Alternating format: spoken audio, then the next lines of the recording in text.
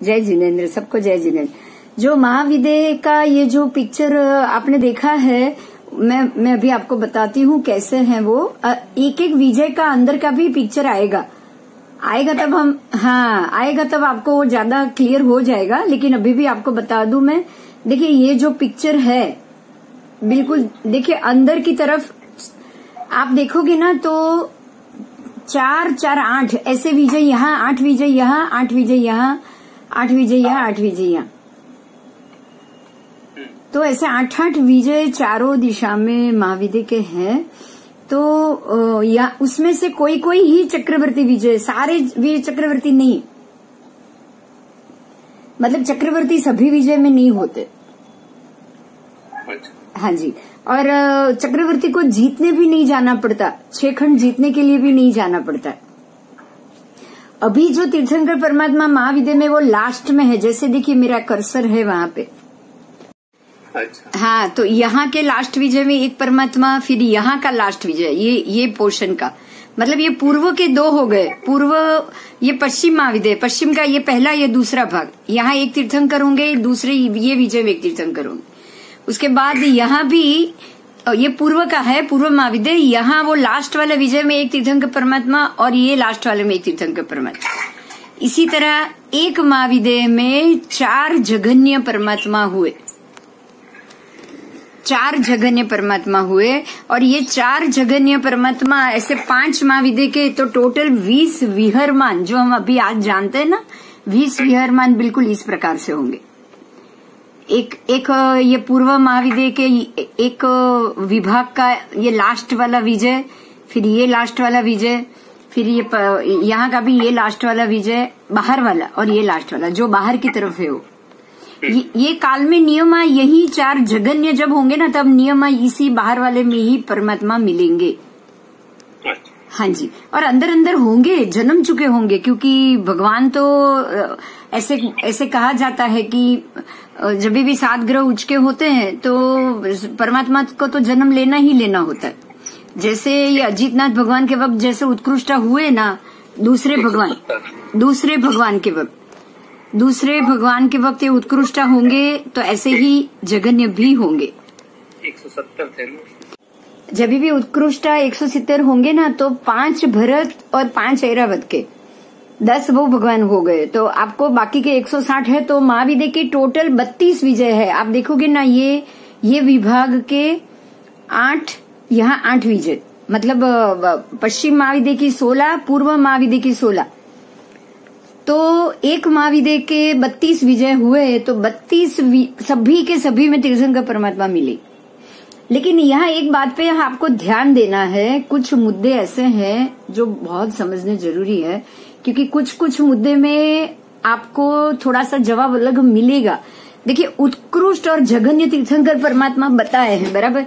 अगर सब में उत्कृष्ट तीर्थंकर रूप में ही अगर परमात्मा मिले ना, कि भाई भगवान और समवसरण ही होने चाहिए, जब भी उत्कृष्ट 170 हो, तब अगर आप ये सोचो कि उत्कृष्ट 170 समवसरण ही होगा, तो ये गलत है।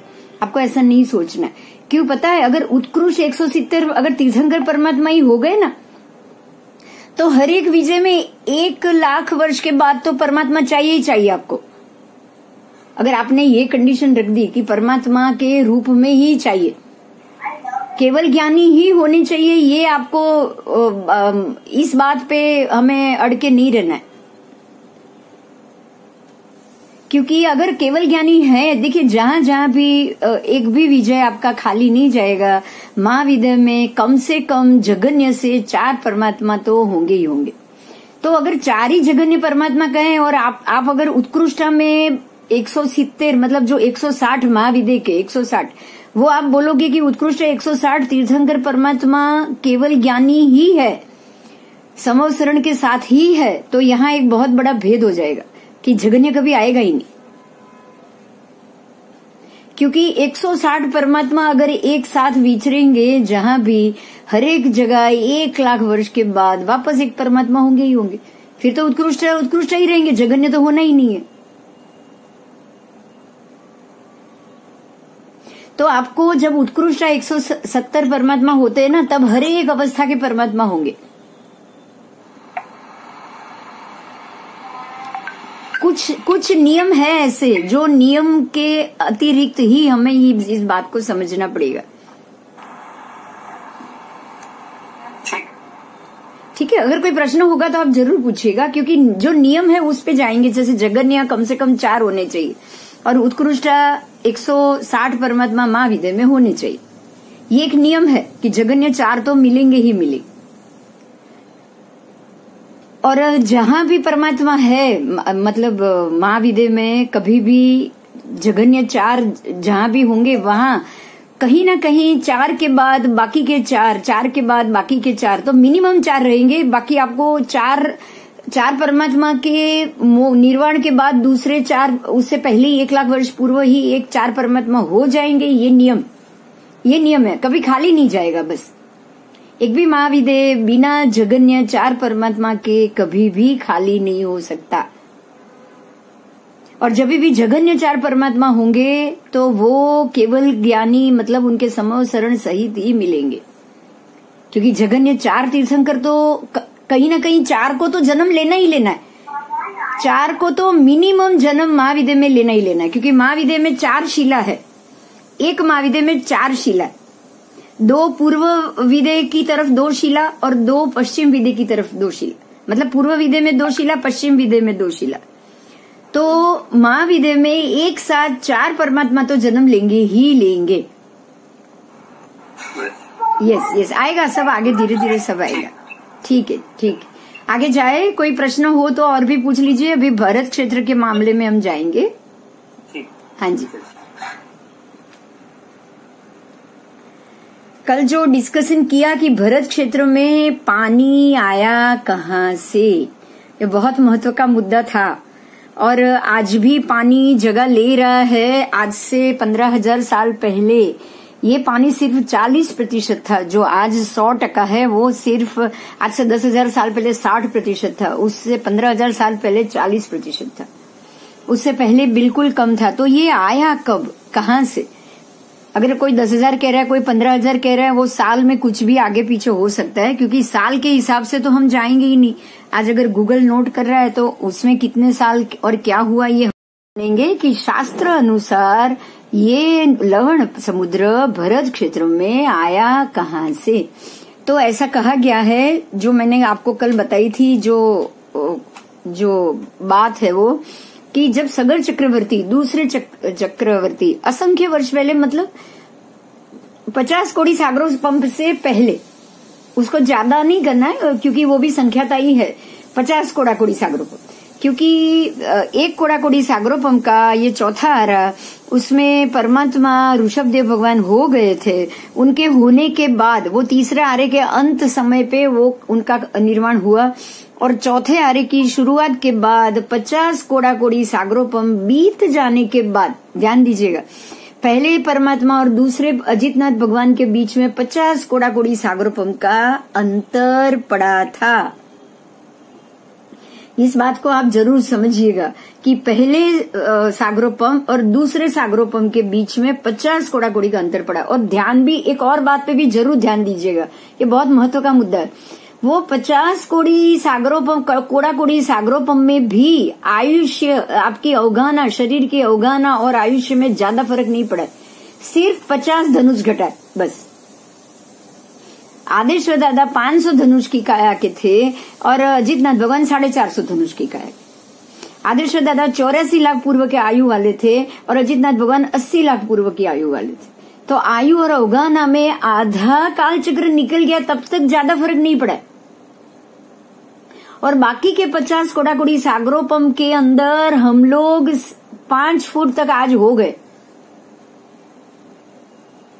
आप समझ सकते हो कि एक 50 कोड़ी सागरों पंप में सिर्फ 50 धनुष घटा है, सिर्फ 4 लाख पूर्व आयु घटा है। और बाकी के 50 कोड़ी सागरों पंप खत्म होते होते, अभी वो तो खत्म हो चुका है, भगवान गए तभी खत्म हो चुका है, क्योंकि अभी तो हम छठे आरे में, पंचम आरे में।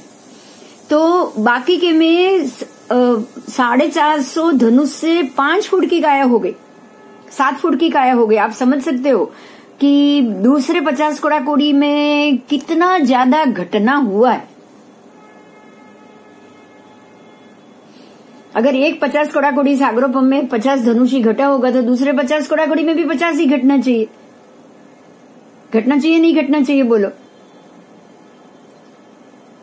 यहां वो नाप से नहीं जाता है, यहां वो नाप से हमारा ये काल नहीं घूमता है, क्योंकि अगर ऐसा हुआ तो काल अवस्थित हो जाएगा और काल कभी अवस्थित नहीं होता। काल, द्रव्य, क्षेत्र, काल, भाव चारों घटते परिणाम से ही जाते हैं। यही कारण है कि एक 50 कोड़ाकोड़ी सागरोपम में पुद्गल द्रव्य, जो द्रव्य हम बोलेंगे शरीर की होगा ना, 50 धनुष ही घटी, जबकि दूसरे 50 कोड़ाकोड़ी में तो धनुष सब छूट गया, धनुष सब छूट गया। हम फूट में आ गए, 5 हाथ की काया में आ गए। आप समझ सकते हो कि काल कैसे घट रहा है, पुद्गल द्रव्य कैसे घटा। अनंत वर्ण, गंध, रस, स्पर्श से भरा हुआ ये पुद्गल द्रव्य इस प्रकार से घटा। अब आओ क्षेत्रों में आओ। जो क्षेत्र तब 500 धनुष की काया वाले 90 करोड़ सेनानी एक सिर्फ अयोध्या में आ जाते थे, जो मैंने कल आपको बताया कि बराबर जो वैताड़े पर्वत का जो मध्य भाग है, जो आज की हम हिमालयन रेंज मानेंगे, वहां से अयोध्या नगरी सिर्फ 12 योजन दूर थी। अयोध्या नगरी खुद भी 12 योजन थी। अगर आप दोनों मिला के 24 योजन भी गिनो ना, तो आपके 256 में से 24 योजन बात करो, सिर्फ 263 में से 220 योजन के बाद लवण आता था। ध्यान दीजिए ये बात पे। जब आदेश्वर दादा थे तब अयोध्या नगरी के छोड़ने के बाद 220 योजन बाद में लवण समुद्र आता था। और आज क्या है? आज तो श्रीलंका तुरंत ही दरिया, भारत खत्म ही नहीं हो गया और दरिया। यहीं पे आपको समझना है कि ये क्षेत्र किस प्रकार से घटा। और क्षेत्र हमेशा है ना ऐसे संकुचित होता है, मतलब मध्यखंड में संकुचित हो जाएगा। खंड नंबर 1 में संकुचित होगा। क्यों? क्योंकि गांव छोटा छोटा होगा। कैसे? वो कैसे? अगर जब आदेश्वर दादा थे तब एक महल, एक घर का दरवाजा 1500 धनुष का होगा। 500 धनुष की काया वाला व्यक्ति, उससे 3 गुना तो उसके घर की छत होती, जैसे आज है हमारी। हम अगर 5-6 फुट के हैं तो हमारी छत ज्यादा से ज्यादा 15 फुट है कि नहीं है? बोलो, है ना? तो 3 गुना छत अगर आपकी हो तो 500 धनुष की काया वाले को 1500 धनुष का तो छत होगा उसके घर का।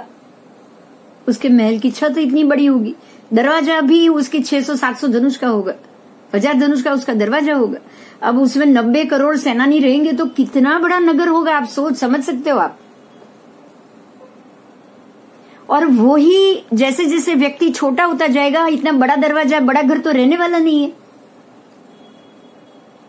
काल क्रम से जैसे जैसे व्यक्ति अपनी छोटी होती जाएगी, उसका जब भी दूसरा घर बनेगा, आज भी घर कैसा हो रहा है, आज अगर ये 5 आपकी घर के दरवाजे की ऊंचाई अगर 10 फीट है ना, तो जब इंसान 3 फुट का हो जाएगा ना, वो 10 फीट का दरवाजा नहीं रखेगा, उसका दरवाजा अपने आप 6 फीट का हो जाएगा। तो यहीं से आपको समझना है कि पूरे गांव का सीमाड़ा पूरे अंदर की तरफ छोटा होता है। इसलिए आपको एक खंड और दूसरे खंड के बीच में जगह मिलेगी, दूसरे और तीसरे के खंड के बीच में जगह मिलेगी। पानी ने वो जगह ले ली।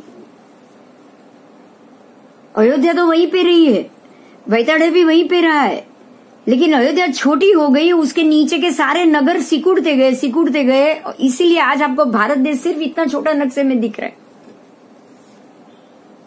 बाकी जो उसके 25.5 आर्य देश थे भारत देश के ही, वो 25.5 आर्य देश में ही 90 करोड़ पदार्थी, सेनापति, सैन्य के लोग, बाकी के तो अलग से 100-125 अब्ज की तब भी बस्ती होगी भारत देश में, क्योंकि मनुष्य को हमेशा संख्याता माना है। नंबर ऑफ काउंटिंग मनुष्य है। मनुष्य कभी भी असंख्य नहीं होंगे, कभी नहीं होंगे। પણ એ તો મનુષ્ય અહીંના ભરત ક્ષેત્રના અને બીજા બધા ક્ષેત્રના ભેગા થઈને ને नहीं, सिर्फ भरत क्षेत्र के। राजा दूसरे क्षेत्र के गिनने थोड़ी जाने वाला है।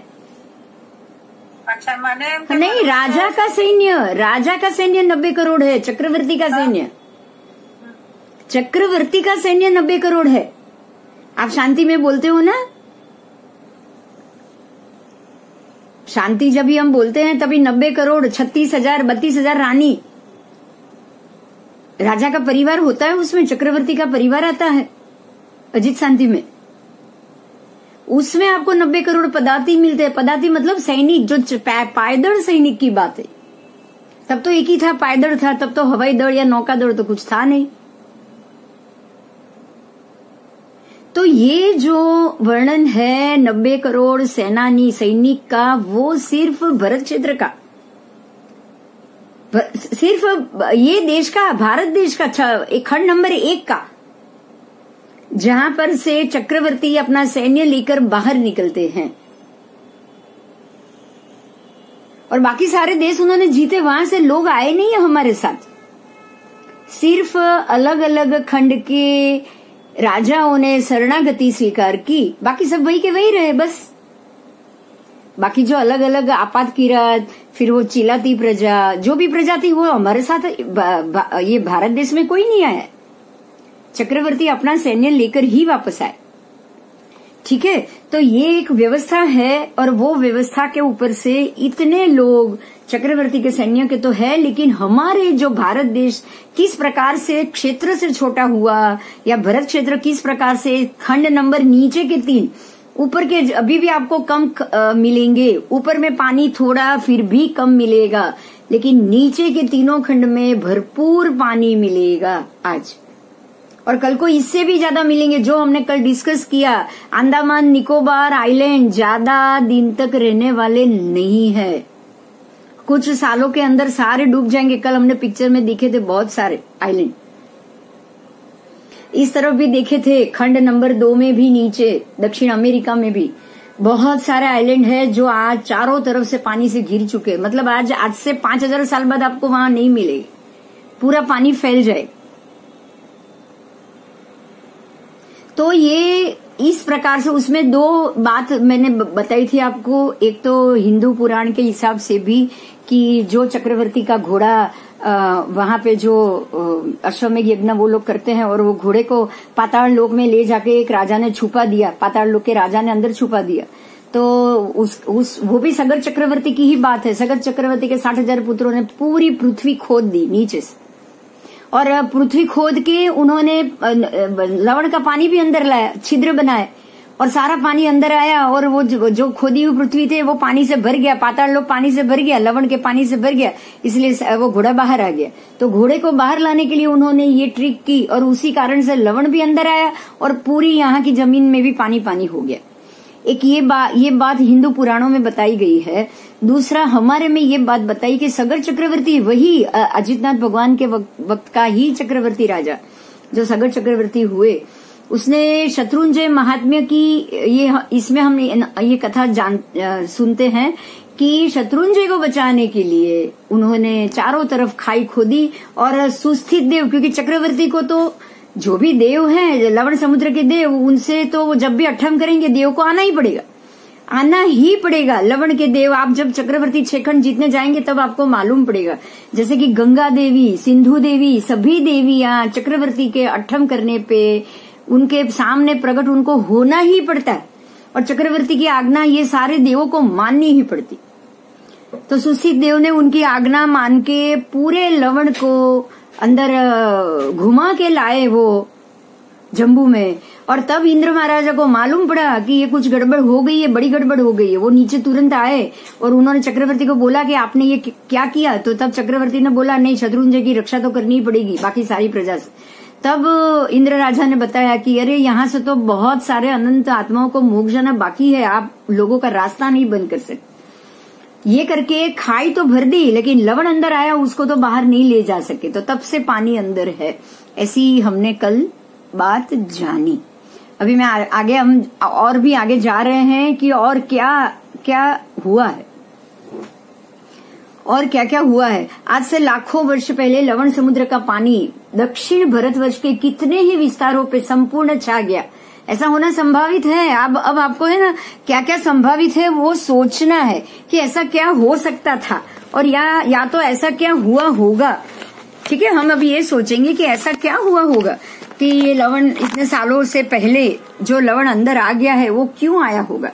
आपको ये सोचना है कि जो इस भर्ती में बच गए वो वर्तमान में दिखते हुए 200 से अधिक देशों का चित्रण आज हमारे सामने वो चित्र दिखाई दे रहा है, जैसे कि Australia, America, New Zealand, Sri Lanka, Andaman Nicobar, Lakshadweep, Maldives, Japan, Thailand, Indonesia, Philippines आदि टापू, ये सारे स्वरूप में रह गए। ये टापू क्यों बने, आपको ये भी सोचना है, क्योंकि जब इतने सारे द्वीप तो थे ही नहीं, इतने सारे द्वीप थे ही नहीं, तो ये टापू हुए कैसे। तो जैसे ही पानी अंदर आ रहा है, बीच बीच की जो भी नीचाण वाली जगह होगी वो पानी से भरती जाएगी, तो जाहिर है कि आजू बाजू पानी भर जाएगा, और जो भी टापू जो भी सिटी थोड़ी ऊंचाई पे होगा तो वो अपने आप टापू बन जाएगा। इसीलिए इतने सारे टापू बन चुके। सगर चक्रवर्ती के इस कृत्य के बाद भरत क्षेत्र का नक्शा हमेशा के लिए बदल गया। आपको ये ध्यान देना है कि भरत क्षेत्र का नक्शा जो था, जो 6 खंड वाला, आज आपको क्यों नहीं दिख रहा है, क्योंकि अगर लवण अंदर आ जाएगा तो स्वाभाविक ही है कि सब चीज बदल जाएगी। वर्तमान विश्व में जितने भी देश के समुद्र लवण समुद्र के साथ जुड़े हुए हैं, इन्हीं में ज्वार भाटा आता ही आता है। जहां भी समुद्र होगा ज्वार भाटा आएगा। ये चीज हमने कल ज्वार भाटा की भी जान ली थी।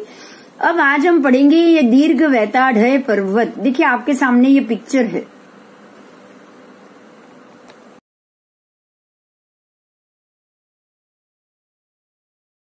देखिएगा, ये बिल्कुल वैताढ़ पर्वत का आकार इस प्रकार से है, जो पूर्व से पश्चिम पूरे भरत क्षेत्र को 2 भाग में विभाजित करता है। 2 भाग में, उत्तर भरत और दक्षिण भरत, मतलब ये बराबर मध्य में है। और ये ऐसा इस आकार में है। तो अगर पहले ऐसा था तो वैताढ़ आज भी कुछ अंश में तो आपको मिलना ही चाहिए, क्योंकि अगर ये भरत क्षेत्र ही है, हम भरत में ही है, तो आपको ये कहीं ना कहीं कोई ना कोई ऐसे आकार में तो जरूर मिलना चाहिए। आप देख सकते हो ये बराबर पर्वत किस प्रकार से है। देखिए यहाँ से 10 योजन ऊंचाई में, उसके बाद 10 योजन अंदर खांचे में जाएगा, उसके बाद वापस 10 योजन ऊंचा, फिर से 10 योजन अंदर सिकुड़ेगा, फिर से 10 योजन ऊपर। इस प्रकार से ये कुल टोटल 25 योजन 50 योजन ऊंचाई पे जाएगा। वैताढ़ पर्वत 50 योजन ऊंचा है, 50 योजन, और 6.25 योजन जितना जमीन में गड़ा हुआ। तो ये वैताढ़ पर्वत यहाँ से, ये छोर से पूर्व भरत पे से जुड़ा हुआ है, और ये छोर से पश्चिम भरत से जुड़ा हुआ है। यहाँ पूर्व भरत से जुड़ा हुआ है, यहाँ से वो पश्चिम भरत से जुड़ा, और बराबर मध्य से ये 2 विभाजित। देखिए आपको यहाँ दिखेगा, देखिए बिल्कुल ये आकार में जाएगा। ये दिख रहा है आपको वैताढ़, यहाँ से देखो शुरू हो रहा है, यहाँ से बिल्कुल ये आपके पूरे भरत क्षेत्र का 2 विभाग बनाता है, पूर्व और पश्चिम। ये एंड है, ये पश्चिम है, ये पूर्व है, और ये भरत क्षेत्र के 2 विभाग हुए। ये उत्तरार्ध भरत क्षेत्र, ये दक्षिणार्ध भरत क्षेत्र। आप पढ़ सकते हो? हाँ, पढ़ सकते हैं। यस। तो इस प्रकार से वैताढ़ पर्वत ने 2 विभाग बना दिए हैं, दक्षिण भरत और उत्तर भरत। तो वैताढ़ से ये 2 विभाग हुए। वैताढ़ से ये जो है ना, ये पद्मद्र है, ये जो लाल डॉट है। भरत सिर्फ इतना ही है, जो 6 खंड है ना, बिल्कुल चौड़ा ज्यादा है, और जो आप इसको क्या बोलोगे, लंबाई में ये बहुत कम है, चौड़ाई ही ज्यादा है। तो ये जो भरत क्षेत्र उत्तरार्ध और दक्षिणार्ध है, बराबर ये भरत क्षेत्र को, ये पद्मद्र जो बराबर आपको ये लाल डॉट पीछे दिख रहा है ना, ये महाहिमवान पर्वत का है, जो ये उत्तरार्ध भरत के उत्तर में है। ये पूरा पर्वत है, देखो मेरा कर्सर घूम रहा है। चुल्ल हिमवान पर्वत, चुल्ल हिमवान मतलब लघु हिमवान, चुल्ल का मतलब है लघु, क्योंकि इससे भी बड़ा और हिमवान पर्वत आगे है। ये पूरा हिमवान पर्वत भी उत्तर से पूर्व से पश्चिम ऐसे लंबाई में है, और ये अगर पूरा भरत दोनों मिलके 526 योजन है, तो ये उससे डबल है। ये चुल्ल हिमवान पर्वत 1052 है योजन, उसका एरिया 1052 चौड़ा है। और ये पद्मद्र है। पद्मद्र में से 3 नदी बाहर निकलेगी। 3 नदी, देखो मैं अभी आपको बता देती हूँ, वापस आएगा तभी भी फिर से पढ़ेंगे। ये पद्मद्र है, द्र में से 3 नदी निकल रही है। एक इस तरफ जा रही है, एक बराबर पूर्व में आ रही है और यहां से नीचे गिर रही है, दिख रहा है। एक पश्चिम में आ रही है और यहां से गिर रहा है, दिख रहा है आपको। 500 योजन तक जाएगी ये नदी, यहां से 500 योजन जाएगी, सीधी बहेगी, उसके बाद नीचे आए गिरेगी। ये नदी भी यहां से 500 योजन जाएगी, नीचे गिरेगी। ये नदी का नाम है सिंधु नदी पश्चिम में, और ये नदी का नाम है गंगा नदी। ये गंगा नदी है, ये सिंधु नदी। अब गंगा और सिंधु के कारण देखो ये जो भरत क्षेत्र है ना, उसके और भी 3 विभाग हो गए। देखिए अब पहले तो ये 1 और 2 थे, अब ये गंगा यहां से आ रही है, तो आप देखोगे तो ये 1, 2, 3 और 4 हो गया। 2 हुआ वैताड़े पर्वत के कारण, दक्षिण और उत्तर। और ये जो गंगा नदी आई ना, उसने और भी ये 2 इधर और 2 इधर, मतलब 2 विभाग और बना दिए ना उसने। सिंधु ने भी 2 और बना दिए, तो अब 6 खंड हो गए। मतलब ये दक्षिणार्ध भरत क्षेत्र है वो पहला खंड, फिर ये सिंधु के इस तरफ वाला, लवण और सिंधु के बीच में, वैतरणी, लवण और सिंधु तीनों के बीच में दूसरा खंड, फिर ये ऊपर मेरा कर्सर घूम रहा है तीसरा खंड, उत्तरार्ध भरत क्षेत्र लिखा है वो चौथा खंड, और ये आ गया यहाँ सिंधु और ये गंगा वाला, गंगा और इस तरफ वाला 5वां और नीचे का 6ठा, हो गया 6 खंड।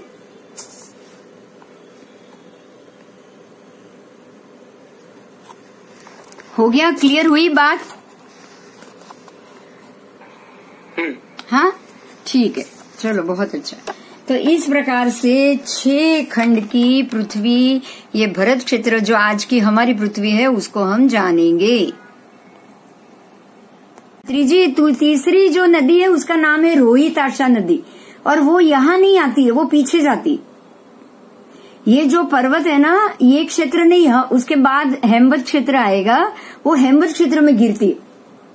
रोहिताशा नदी इस तरफ नहीं आती, दक्षिण की ओर नहीं जा रही है, वो उत्तर की तरफ जा रही है, वो उस तरफ के क्षेत्र में।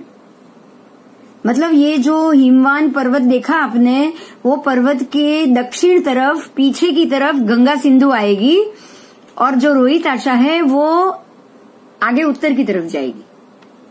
वो नदी हमें नहीं मिल रही है।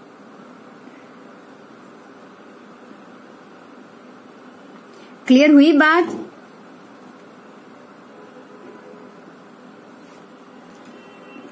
हाँ। यस, आगे जाएंगे। अभी हिमवान पर्वत, दीर्घ वैताड़े पर्वत की बात करी है कि दीर्घ हिमवान पर्वत से दक्षिण दिशा में 248 योजन 3 कला को छोड़ के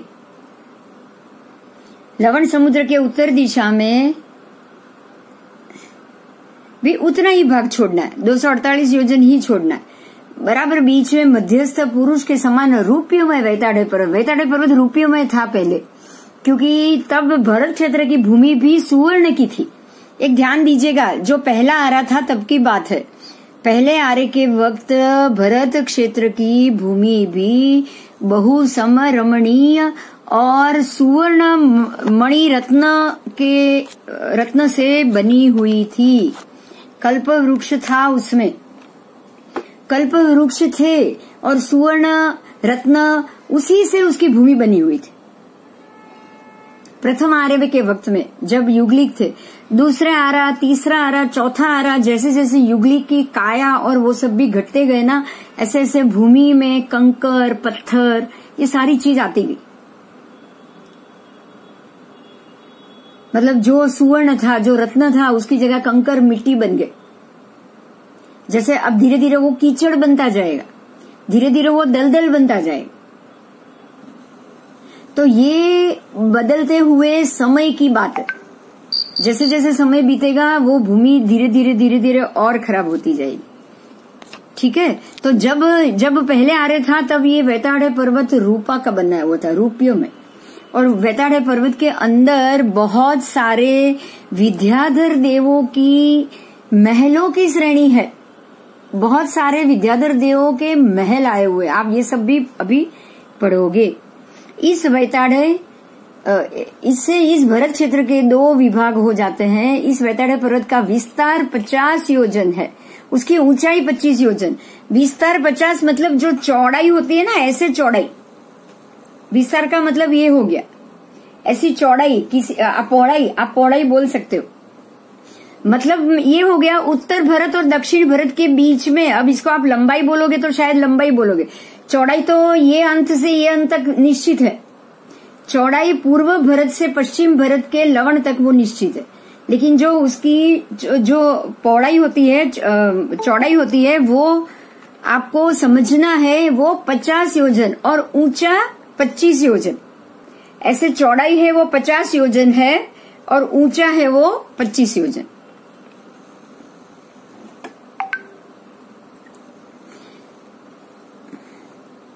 प्रथम खंड के स्वरूप में उसको पहचाना जाता है। ये जो वैताड़ है जो जहाँ पे है वो प्रथम खंड के स्वरूप में उसको पहचाना जाता है। ये 6 योजन और 1 कोस पृथ्वी के अंदर गड़ा हुआ है। आज कोई भी चीज अगर जितनी बाहर होगी ना, उतने कुछ मात्रा में जमीन के अंदर गड़ी हुई हरेक पर्वत, हरेक चीज मिलेगी। तो आप जम्बू द्वीप से शुरू कर रहे हो तो सबसे पहला पर्वत कौन सा आएगा? वैताड़े पर्वत आया कि नहीं सबसे पहला? आप दक्षिण भरत से शुरू करोगे जम्बू द्वीप में तो सबसे पर्वत पहला कौन सा आएगा? भरत क्षेत्र के मध्य में रहा वैताड़े पर्वत। और वो कितना गड़ा हुआ है? 6.25 योजन। समझ में आ रही है मेरी बात? ये आपको आगे बहुत काम आएगी, ये आपको आगे बहुत काम आएगी। हरेक पर्वत, हरेक जमीन को नीचे गड़ा हुआ माना ही माना है, माना ही माना है। लवण समुद्र, हरेक द्वीप समुद्र भी 1000 योजन जमीन के अंदर गड़े हुए माने।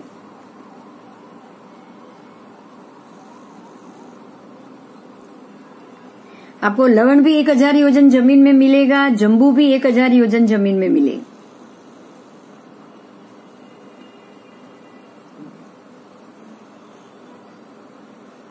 आगे जाएंगे। हेलो, हाँ, આ બધા ફિગર આંકડા પહેલાના છે ને? पहले के ही है, लेकिन जमीन के अंदर का उद्वेग तो कम नहीं होने वाला। એટલે આ બધા જે એરિયા બતાવી રહ્યા यस, છે બધા આપણે પહેલાના છે ને બધા? अभी भी क्या हो रहा है, एक बात पे ध्यान दो। अभी भी क्या हो रहा है, एरिया तो उतना ही है, पानी ने कवर कर लिया। एक इस बात पे आप जरूर ध्यान दो, एरिया घटा नहीं है। आप ये मत सोचो कि एरिया सिकुड़ के छोटा हो गया। मकान हम ऊपर बना रहे ना तो 1500 धनुष के पहले बनते थे, बाद में 1000 धनुष के बने होंगे, बाद में 50 धनुष के बने होंगे, अभी 15 फुट की ऊंचाई के बन रहे। वो बनाने की जो ऊपर की चीज है वो घट रही है, जमीन नहीं घट रही है। मेरी बात समझ में आ रही है? हाँ। जो आज जो शत्रुंजय की तलेटी वडनगर है, वो वडनगर में आज भी तलेटी है। खाली बीच का जो रास्ता था, पर्वत था, वो सारे जमीन मिट्टी छूटी होके कणकण बन के बिखर गई और वहां पे रोड और शहर बन गए। लेकिन क्या जमीन घटी? वो जो तलेटी है वो तो खिसक के वहां नहीं चली गई ना। वल्लभीपुर की तलेटी तो खिसक के वल्लभीपुर में ही है। मेरी बात समझ में आ रही है? हाँ। ऐसे ही आप यहाँ की वडनगर की तलेटी भी वडनगर में है, वल्लभीपुर की वल्लभीपुर में है। लेकिन जो बीच का जो डूंगर का एरिया था ना, वो डूंगर बिखर जाने से बीच में रोड और शहर हो गए। लेकिन डूंगर छोटा हुआ कि नहीं हुआ बोलो?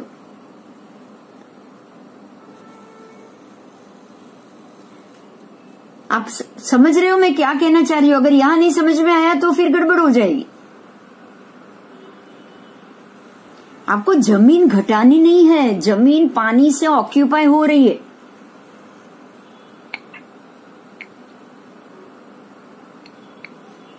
भरत क्षेत्र में पानी आ गया तो भरत क्षेत्र के मकान छोटे होंगे कि नहीं होंगे?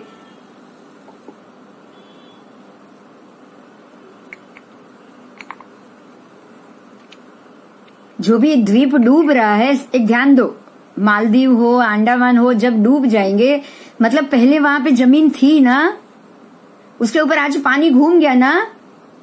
जो कुमारी द्वीप तो कितना बड़ा द्वीप था, अगर मैंने वो वीडियो रखा है, आप सबने देखा होगा, तो कितना बड़ा द्वीप था, महाद्वीप था वो, पूरा का पूरा द्वीप आज अंदर है, पूरी द्वारिका नगरी अंदर है। और ये सारे अंडमान निकोबार सब अंदर डूबने वाले। तो बंबई भी तो कोने में ही है, 3 समुद्र के बीच में। आज नहीं तो 5000 साल बाद तो उसका नामो निशान मिलेगा नहीं, वो हकीकत है, हकीकत है। तो ऐसे पानी ऑक्यूपाई कर रहा है जमीन, तो पर्वत वर्वत भी ऐसे मिट्टी छोटी होती जाएगी। आज 2 पर्वत के बीच में आपको शहर बसा हुआ मिल सकता है, आपको पूरी वैताडे की। अच्छा, एक और बात बताऊं मैं, जापान से लेके आज भी आप ये बीच में आओगे ना, हमारे हिमालयन रेंज तक, जापान के फ्यूजियामा से आओ हिमालयन रेंज तक, आपको बिल्कुल जो 28 डिग्री नॉर्थ से लेके 38 डिग्री नॉर्थ के 10 डिग्री के एरिया, 10 अक्षांश के एरिया में 200 पर्वत है, 200 पर्वत।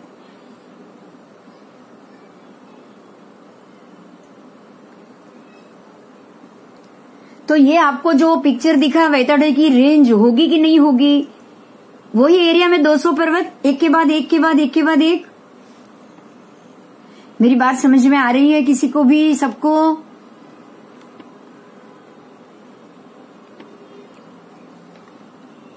देखो, ये मैं बताती हूँ आपको, ये जो पर्वतमाला आपने देखी ना, गूगल पर आपको ये नोटिंग मिल सकता है। देखो मैं बता रही हूँ, ध्यान दीजिए। देखिए, ये जो है मध्य का एरिया यहाँ आएगा, मेरा कर्सर घूम रहा है वहां से लेके ये जो रेंज है वैताडे की, यहाँ से लेके पूरे ये जापान के वहां तक का जो ये रेंज जा रही है, यहाँ पे जो कट हो रहा है, जा रही है पूरे एरिया में। आज भी गूगल बताएगा 180 पर्वतमाला, 180 पर्वत आपको मिलेगी। मैं लिस्ट दूंगी आपको, मेरे पास है पूरा, मैं आपको लिस्ट दे सकती हूँ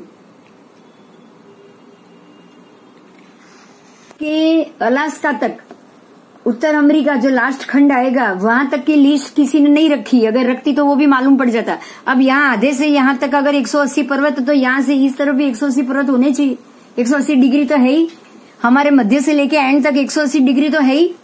हर एक डिग्री पे एक पर्वत हो गया, आप समझ सकते हो। एक डिग्री के एरिया में एक पर्वत का मतलब क्या होता है।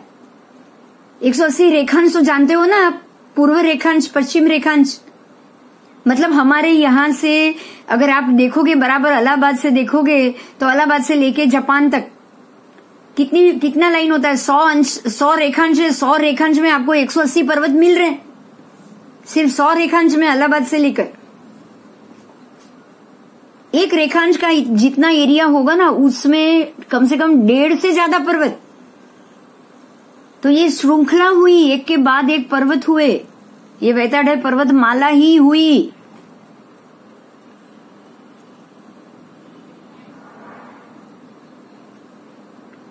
मतलब मेरा कहने का इतना ही है कि अगर जो बड़ा जो एरिया है ना, जो बड़ी बात है ना, वो तो आपको आज भी भरत क्षेत्र में जरूर मिले।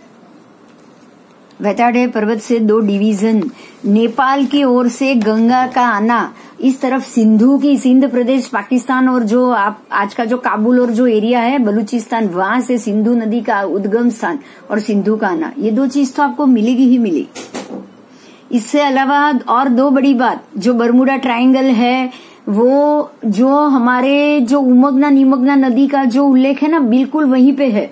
और ऐसा ही दूसरा जो आपको पूर्व में भी मिलेगा, ड्रैगन ट्रायंगल, वो भी वहां भी एक और निमग्ना है। दोनों में एक निमग्ना है। हमारे भरत क्षेत्र में 2 निमग्ना नदी बताई है जो सारी चीज अंदर खींच लेती। आज भी आपको बरमुडा ट्रायंगल और ड्रैगन ट्रायंगल में सारी चीज खींची हुई ही आज भी पाओगे, वो भी वही जगह पे जो हमारे शास्त्रों ने बताया। तो आपको ये समझना ही पड़ेगा कि यही भरत क्षेत्र है। ठीक है, मैं आगे जा रही हूँ, समझ में आ जाएगा धीरे धीरे। मेरी तरफ से कोई जबरदस्ती तो है नहीं, लेकिन फिर भी अगर समझोगे तो आप ये समझ पाओगे कि यही चीज है। भगवान ने कुछ गलत नहीं कहा है। भगवान जो भी हो गए ना 24 के 24 तीर्थंकर इसी भरत भूमि पे हो गए। आपको ये भी जानने की मानने की जरूरत नहीं पड़ेगी कि ये दूसरा भरत क्षेत्र है, वो भगवान हुए वो क्षेत्र है ही नहीं। आपको ये भी मानने की जरूरत नहीं पड़ेगी।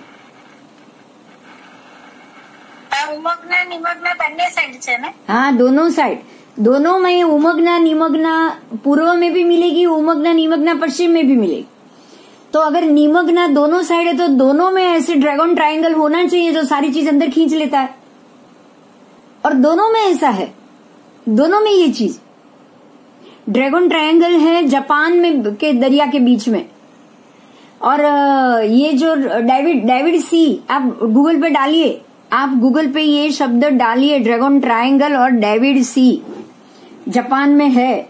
और दूसरा जो ऐसा ट्रायंगल है वो है आपका बरमुडा ट्रायंगल, जो आपको अमेरिका और उसके जंक्शन पे मिलेगा, न्यूयॉर्क सिटी के पास मिलेगा।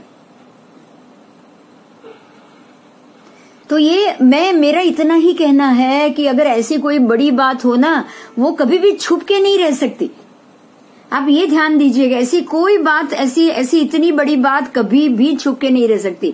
अब जैसे एक और बात बताऊं, मैं एक और बात बताऊं आपको, मैंने बताया हुआ है कि नहीं पता, लेकिन जो तलेटी है ना, शत्रुंजय की तलेटी वडनगर तक ही हम जानते हैं। एक और तलेटी मैं बताऊंगी आपको, पहले हुई कि नहीं बात मुझे नहीं पता।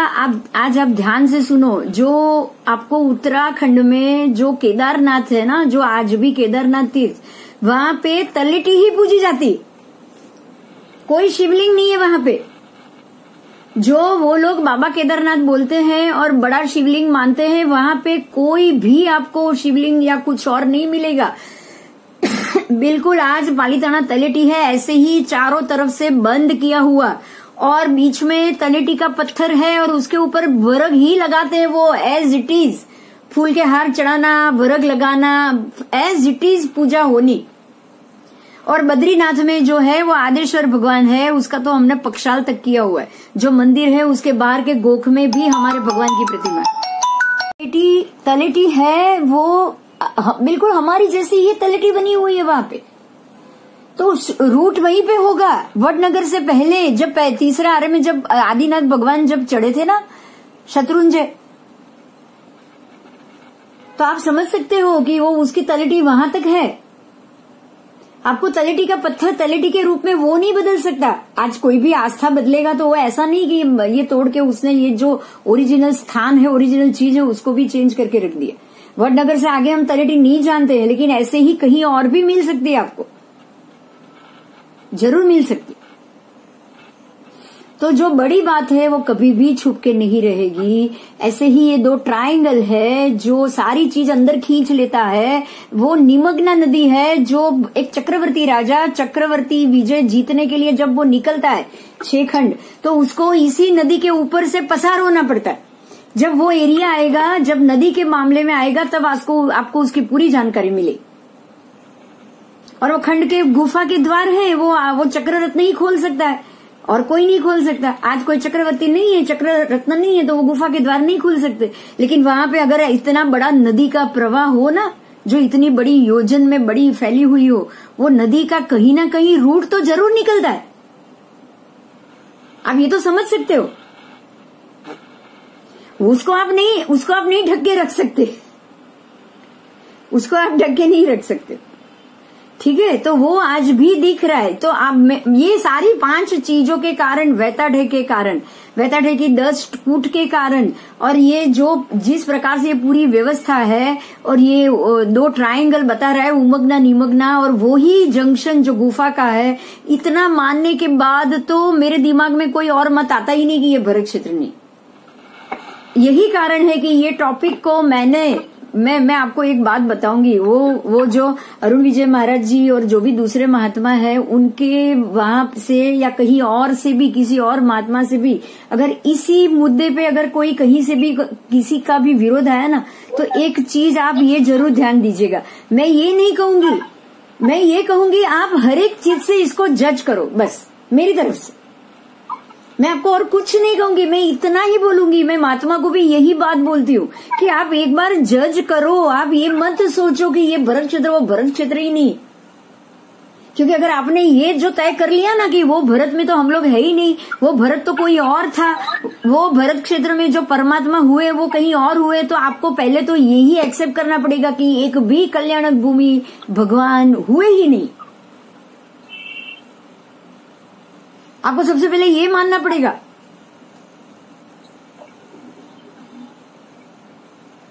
और अगर ये सारे चीज से अगर मेरे जवाब मिल रहे हैं, मुझे तो मिल रहा है भाई, सच बताऊं मुझे मिल रहा है, मुझे मिल रहा है, इसलिए मैंने ये किताब भी बनाई, पढ़ाने के लिए भी बैठी हूँ। आज महात्मा का कहीं भी लिखा हुआ होगा, मैं ये नहीं कहूंगी, ये जरूर कहूंगी आप इसको ये नजरिए से भी जरूर देखो।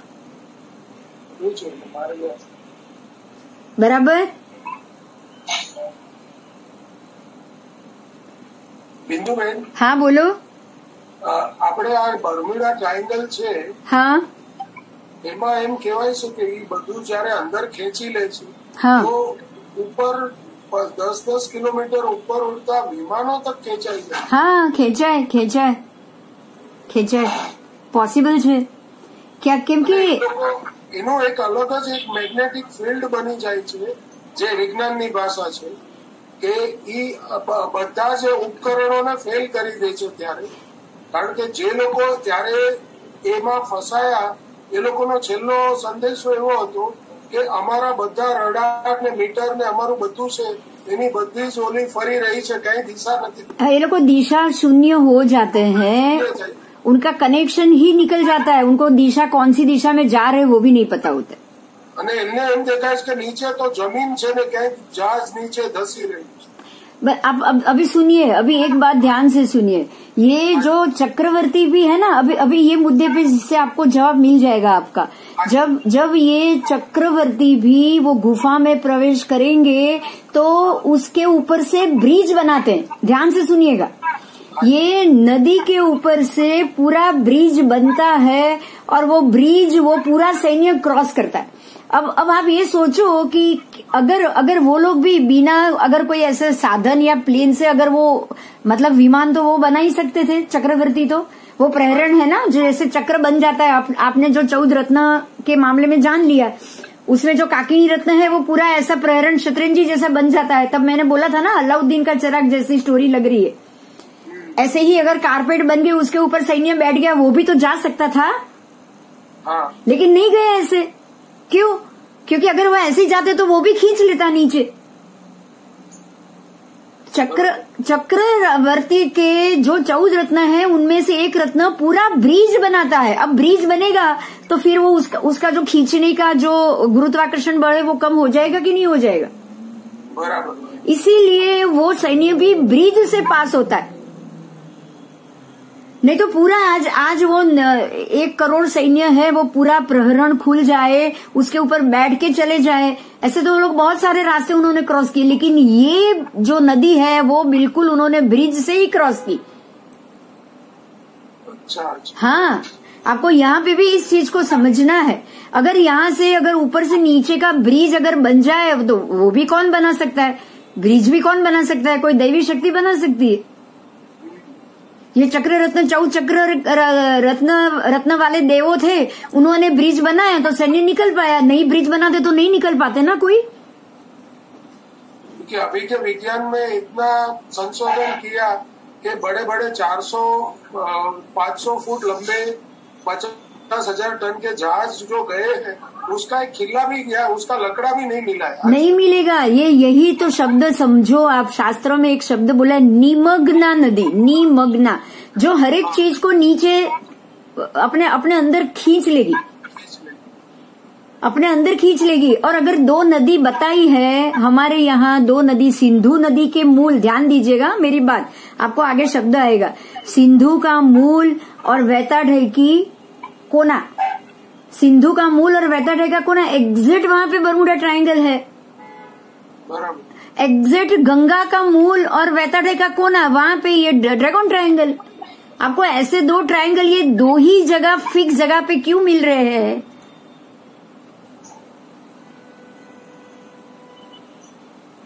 ठीक है। और ये उमगना निमग्ना सैन्य भी ब्रिज बना के क्रॉस कर रहा है। एक भी चक्र रत्न का उन्होंने ऊपर बैठ के उड़ गए ऐसा नहीं किया है। उड़ के नहीं जा सकते हैं यहाँ से, ना उड़ के जा सकते हैं, ना नदी तैर के जा सकते। तो यही बात है कि जो वहां पे इतना ज्यादा नीचे की तरफ खिंचाव है कि आपका कोई इलेक्ट्रॉनिक कुछ काम ही नहीं करेगा।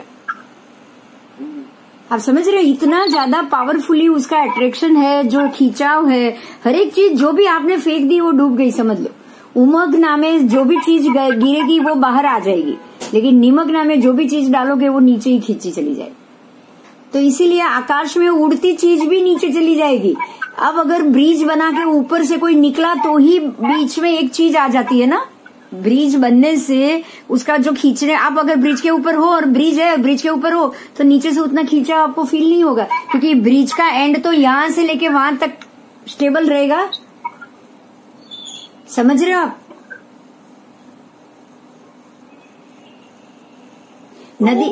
नदी ऐसे आड़ी है, नदी ऐसे आड़ी है, 10 योजन की ही है, और ब्रिज ये कोने से ये कोने तक रहेगा। हाँ। नदी ऐसी आड़ी है, 2 नदी ऐसी आड़ी है, और बराबर यहां से ब्रिज बन के वहां जाता है।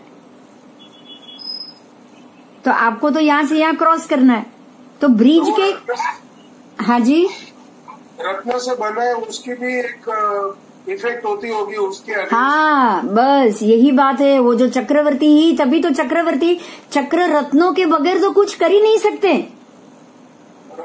ये चक्र रत्न चक्रवर्ती पुण्य बना के बांध के आया है, तभी उसके सामने उपस्थित होंगे। वासुदेव भी पुण्य बांध के आए हैं, इसलिए 7 चक्र रत्न उत्पन्न होते हैं, 7 चक्र रत्न। और ये 7 चक्र रत्न के कारण ही वो प्रति वासुदेव को मार सकता है, अपनी शक्ति से नहीं मारता है वो।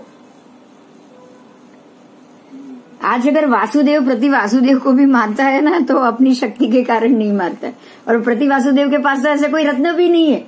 तो अब दोनों की फाइटिंग में जीत, ऐसे नॉर्मली जीत कौन रहा है? आप ये तो सोचो, अगर इनके पास रत्न नहीं होता तो शायद वो वासुदेव उसको हरा भी नहीं पाते।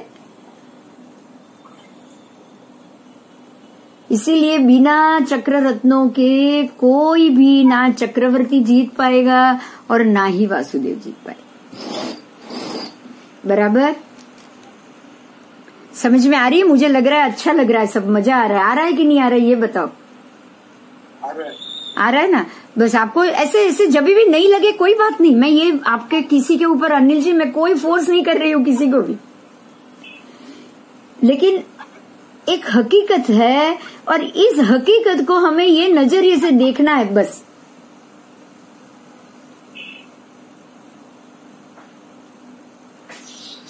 ठीक है। और कृष्ण महाराजा भी वो रत्न के ही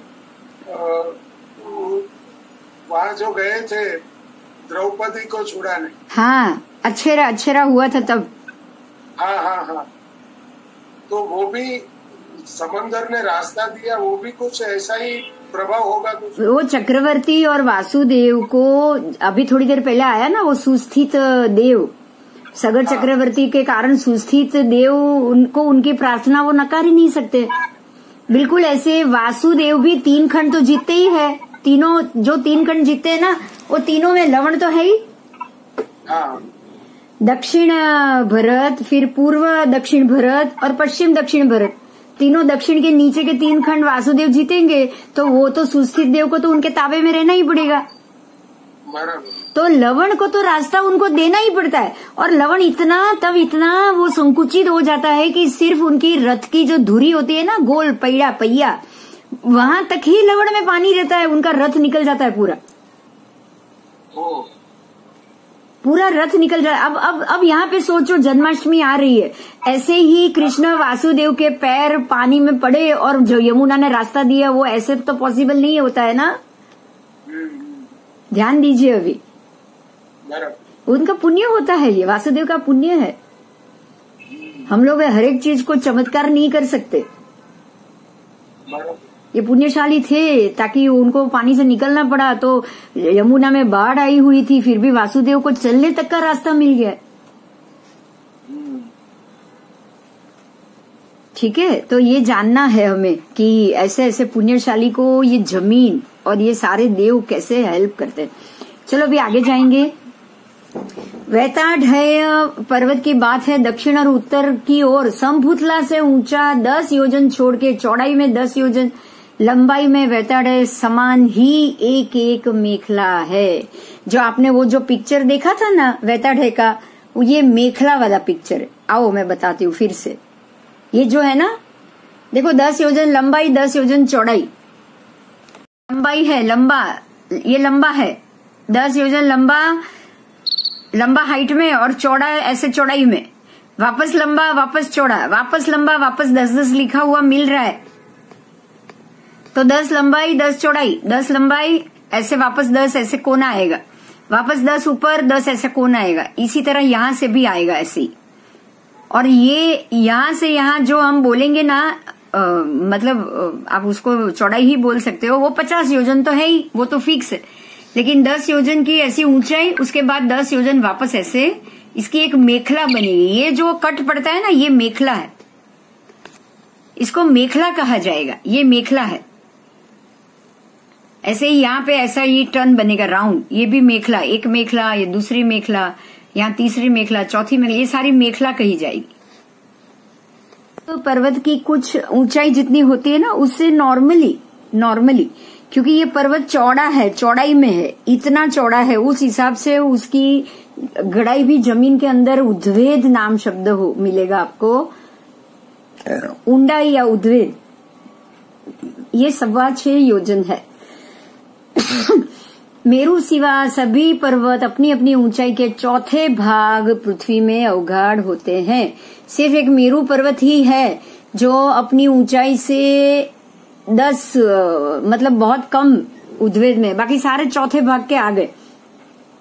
मेरु 1,00,000 योजन ऊपर है, वो 1,000 योजन ऊंडा है, 10वां भाग।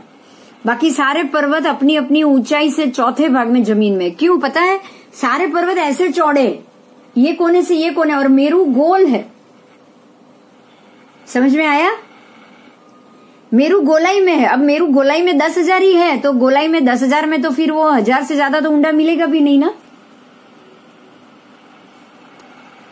ये कोने से ये कोने तक मेरु नहीं है। आगे जाएंगे।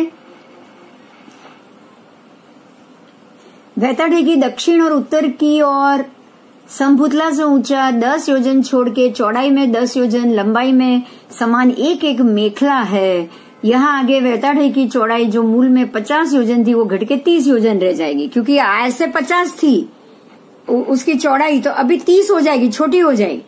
50 जो नीचे जमीन में ऐसा 50 होता है ना, तो धीरे धीरे धीरे ऐसा चौड़ा कम होता जाता है। तो बराबर मध्य में वो 30 योजन हो गया, और बराबर उसके ऊपर वो उससे भी घटेगा। आगे आओ। दोनों मेखला के माप की खेचरों की, मतलब की विद्याधरों की श्रेणियां आई हुई है। और ये विद्याधरों की श्रेणी जिनको खेचर कहा गया है। खेचर क्यों कहा गया है पता है? विद्याधर की श्रेणी को खेचर नाम क्यों दिया है? हाँ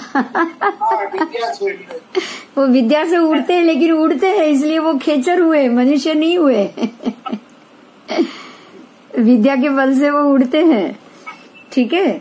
दोनों ही श्रेणियों में बाग, बगीचे, उद्यान, पद्मवर, वेदिका, ये सारी चीज शोभायमान है ऊपर। और इसके भूमितल भी रत्न जड़ित होते हैं। उसमें जो दक्षिण की श्रेणी है उसमें बड़े बड़े 50 नगर है, और उत्तर की श्रेणी में 60 नगर। जो भी पर्वत है उसमें दक्षिण की तरफ है, हमारी तरफ वहां 50 नगर है, उत्तर की तरफ 60 नगर। 60 नगर आप सोच सकते हो कि कितना बड़ा उन लोगों का नगर होगा, शहर होगा। 60 नगर का मतलब तो सोचो। और इन सब नगरों के आसपास अपने अपने उनके देश आए हुए। दक्षिण श्रेणी का मुख्य नगर का नाम है गगन वल्लभ, और उत्तर के श्रेणी के मुख्य नगर का नाम है रत्नुपुर चक्रवाल। ये दोनों मुख्य नगर इसलिए कहलाते हैं कि अपनी अपनी श्रेणी में महासमृद्धशाली राजाओं की ये नगरियां, मतलब उनकी राजधानी जैसा है। दोनों श्रेणियों से 10-10 योजन ऊपर जाने के बाद दोनों तरफ एक एक मेखला आती है। देखिए अभी यहाँ एक बात पे ध्यान दीजिए आप, बहुत बहुत बड़ी बात आ रही है। अगर आप लोगों ने नोट किया हो तो ये बड़ी बात क्या है पता है, जमीन से सिर्फ 10 योजन ऊपर जाओगे ना तभी विद्याधर की श्रेणी आ जाएगी। आप जमीन से जो वैताढ़ाई योजन 25 योजन ऊंचा है ना, 25 योजन बराबर 10 योजन पे ही विद्याधर श्रेणी आ जाती। और 10 योजन के बाद जो ऊपर से और 10 योजन ऊपर चढ़ना है ना, वहां पे जो आप और 10 योजन जाओगे ना, उसके बाद 2 श्रेणी और आएगी। समझ में आ रही है मेरी बात? समझ में आ रही है? मतलब वैताढ़ाई के ऊपर श्रेणी नहीं है, 2 पर्वत के मध्य में श्रेणी है। जो मेखला का मतलब क्या हुआ कि जो भी आप अगर मेखला, आप अगर किसको चढ़ रहे हो, आप एक इमेजिन करो, एक सीढ़ी है, सीढ़ी में आप देखते हो बहुत बार कि जो नीचे पीछे की जो जगह होती है ना सीढ़ी बनी हुई, वहां पे किसी ने या कोई खांचा करके, आज आपको बहुत कई दर्जी की दुकान मिल जाएगी, कहीं ये मिल जाएगी, छोटा छोटा खांचा करके कुछ चीज बनाई हुई होती है कि नहीं होती है?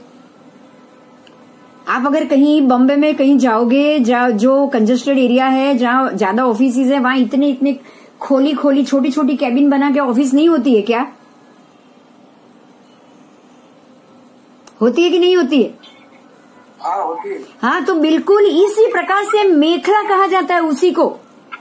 मतलब जो 10 योजन ऊपर आ गया, उसके बाद जो खांचा पड़ेगा, वो खांचे के अंदर ही ऐसे एक खांचा, ऐसे पूरे वैताढ़ाई पर्वत की पूरी श्रेणी, उसमें बीच के खांचे में ऐसे विद्याधरों की मेखला आएगी।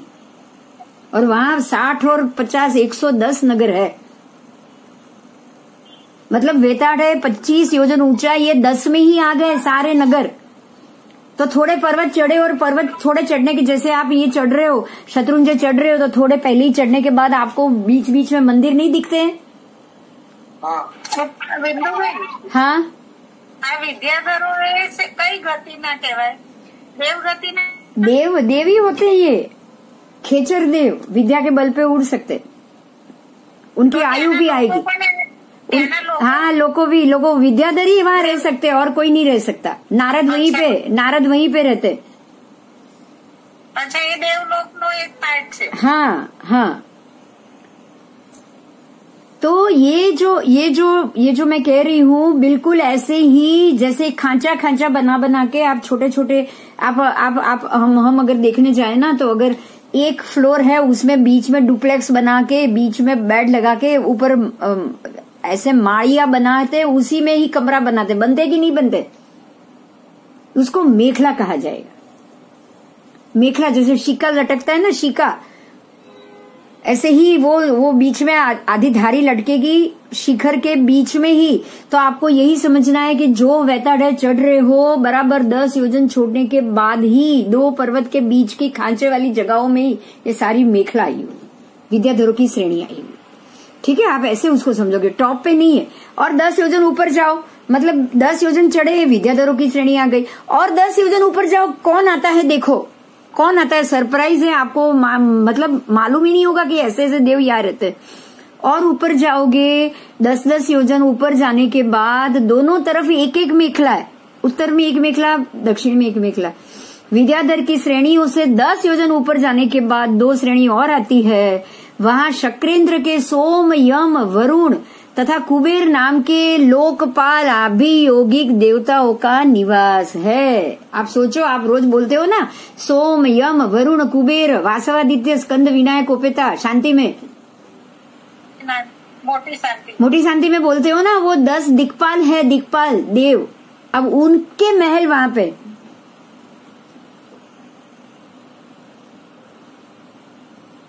जो 10 दिशाओं के देव है, उसमें से सोम, यम, वरुण, कुबेर, ये चारों लोकपाल ये श्रेणी में, विद्याधर श्रेणी में ऊपर रहते हैं। अब आप ये सोच लो कि ये देव किसी को आपको वो जगह पर जाने देंगे क्या?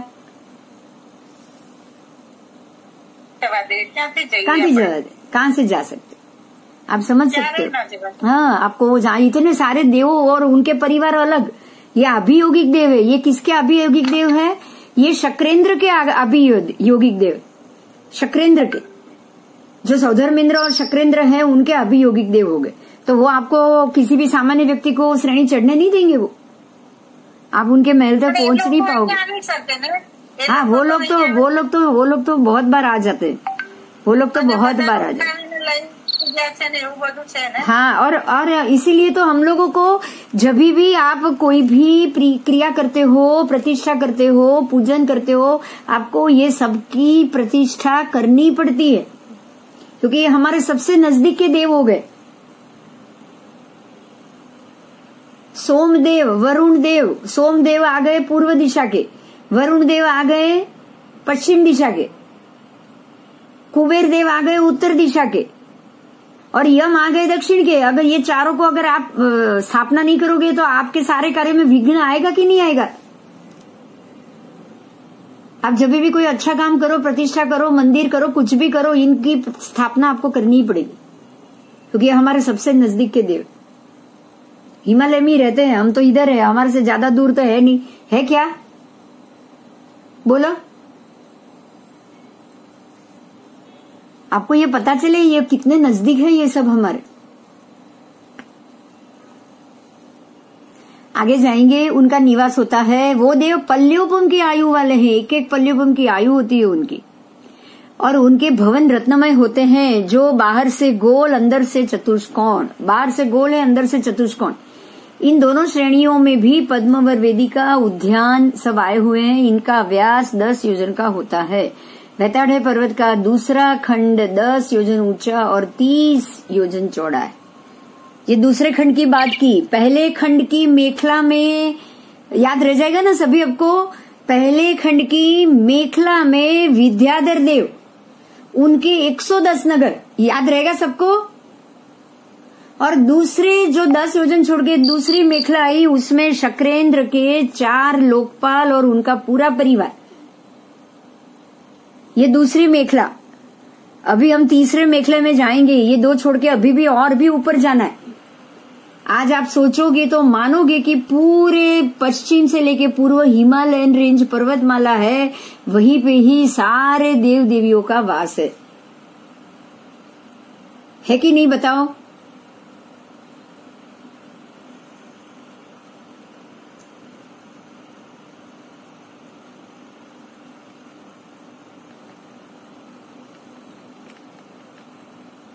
चलो अभी तीसरे की बात करें।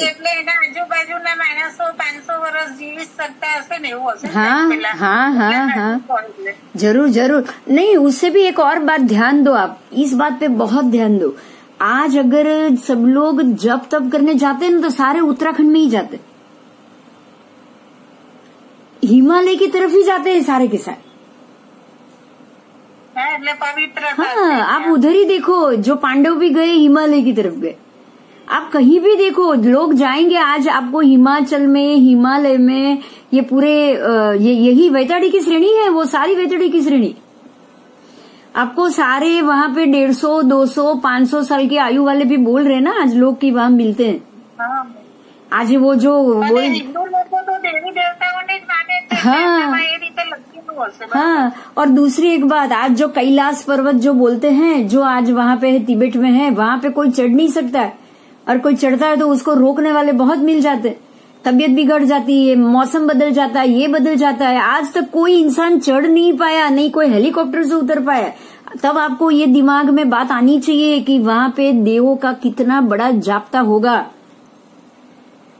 कि आप हेलीकॉप्टर तक नहीं उतार सकते हो। અને આપણે લોકોએ ભગવાનને મહત્વ આપ્યું છે, એટલે ત્યાંનું મહત્વ આપણામાં નથી એટલું। आप हम लोगों में उतना है ही नहीं। गौतम स्वामी खाली जाके आए, उनको एक शंका थी, भगवान ने बोला उतना ही बस। बाकी भगवान ने किसी और महात्मा को बोला नहीं आप जाओ अष्टापद और जाके पूजा करो।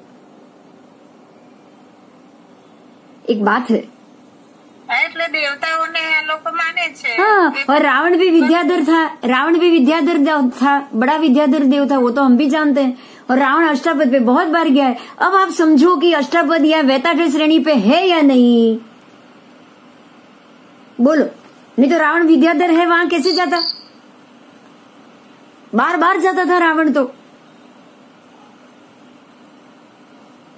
तो विद्याधर के नगर वहीं पे है, तो रावण का भी नगर वहां होना चाहिए कि नहीं होना चाहिए? रावण खुद भी विद्याधर थे ना।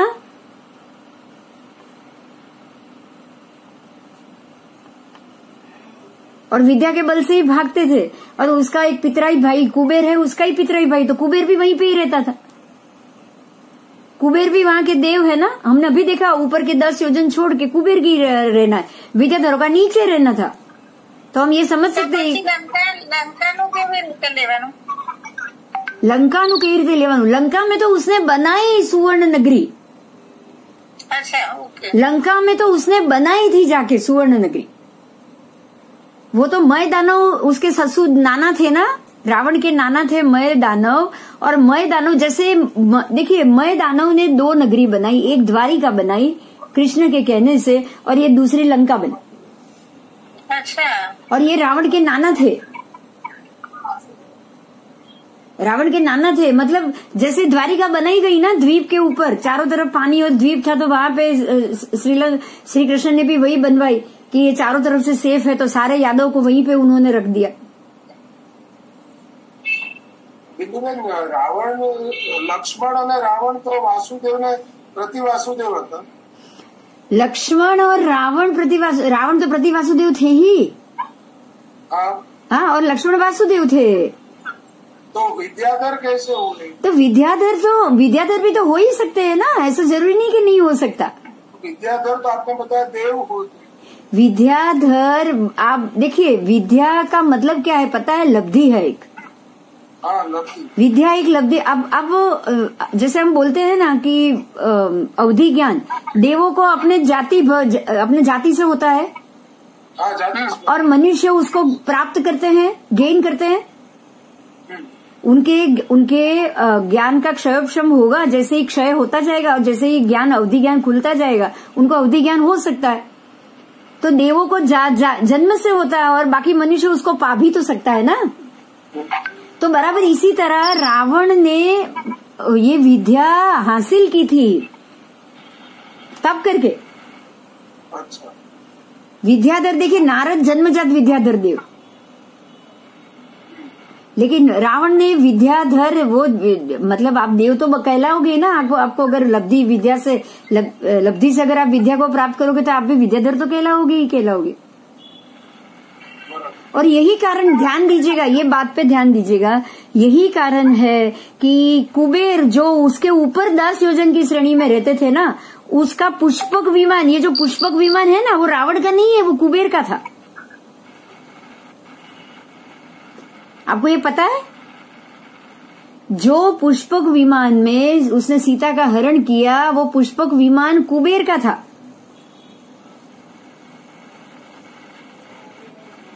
आपको ये भी इतिहास बताएगा, क्योंकि कुबेर वो उसका पितराई भाई, पिता दोनों के एक ही थे, माता अलग थी बस। रावण की माता राक्षसी थी और कुबेर के पिता, दोनों के पिता एक ही थे। तो इसीलिए रावण ने कुबेर के ये लंका भी उससे हड़प ली, और ये भी हड़प लिया, पुष्पक विमान भी उसने हड़प लिया था। और देखिए देव है ना, एक बात और ध्यान दीजिए, मेरी एक बात पे ध्यान दीजिए। देव जब होते हैं ना, देव कोई भी, जैसे कि मैं अभी हम कुबेर देव की बात कर रहे हैं, वो भी 10 दिक्पाल में से ही एक उत्तर दिशा के देव है। ऐसे ही गंगा देवी, सिंधु देवी के महल आपको पूरे भरत क्षेत्र में 3 से 4 जगह मिलेंगे।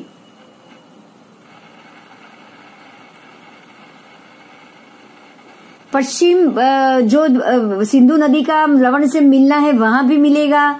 फिर वो जो लवण मागध वरदान तीर्थ है वहां भी सिंधु देवी का भवन मिलेगा। फिर ये जो कृतमाल गुफा और वो गुफा है वैताड़े पर्वत, वहां भी आपको सिंधु देवी का भवन मिलेगा। और जो तीसरा जो वहां से जहां से वो सिंधु नदी गिर रही है ना, हिमवान पर्वत, लघु हिमवान पर्वत, वहां भी आपको सिंधु देवी का भवन मिलेगा। तो आपको ये देव देवी के भवन एक ही जगह पे मिलेगा ना, ऐसा कभी हो नहीं सकता।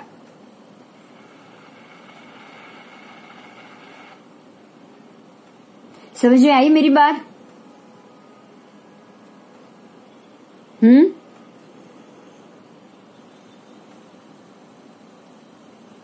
बिल्कुल ऐसे गंगा देवी के भी उतने ही भवन मिलेंगे।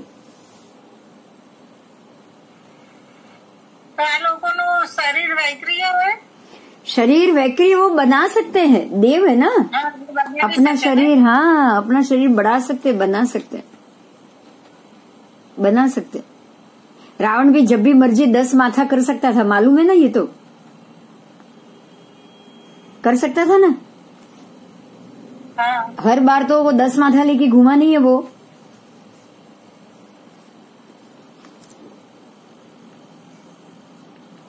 ठीक है, चलो अब उत्तर में सौधर्मेंद्र के बदले ईशानेंद्र के लोकपाल रहेंगे।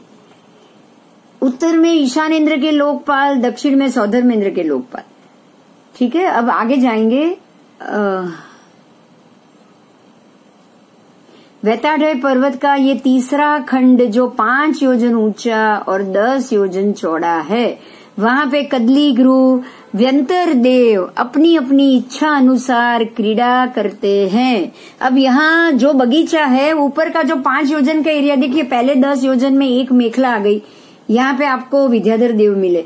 दूसरे 10 योजन में दूसरी मेखला है, यहाँ पे आपको ये चारों दिक्पाल और शक्रेंद्र के और उसके लोकपाल देव मिले।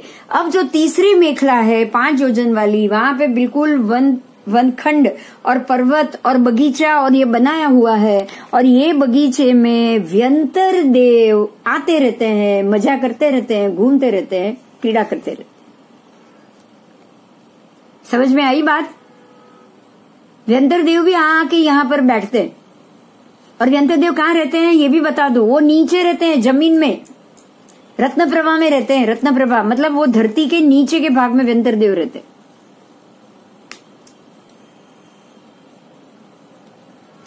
समझ में आ रही है कुछ बात? अब यहाँ से इतना बड़ा आज आपने जाना है कि भरत क्षेत्र में कभी भी, हमारे हिमालय से हम ज्यादा दूर नहीं है, आपको यहाँ कभी भी किसी भी देव का प्रकोप दिख सकता है।